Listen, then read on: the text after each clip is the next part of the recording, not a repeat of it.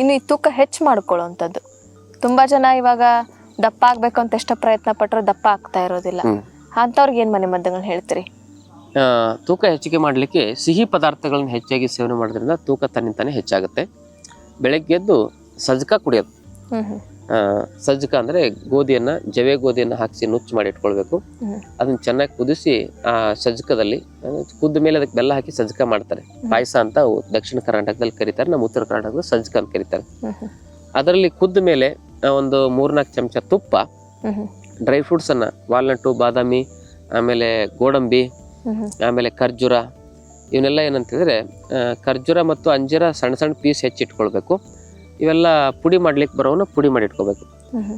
ಅದನ್ನೊಂದು 2 ಚಮಚದಷ್ಟು dry fruits ಅನ್ನ ಹಾಕಿ ಅದರಲ್ಲಿ ನಾವು ಆ ಸಜ್ಜಕ ಅಂದ್ರೆ ಪಾಯಸ ಕುಡಿಯೋದ್ರಿಂದ ಒಂದು 3 ತಿಂಗಳು ಕುಡಿದ್ ನೋಡಿ, ಸುಮಾರು 5-10 kg ತೂಕ ಜಾಸ್ತಿ ಆಗೋದು ನಿಮಗೆ ಖಂಡಿತವಾಗಿಯೂ ಸಾಧ್ಯ ಇದೆ.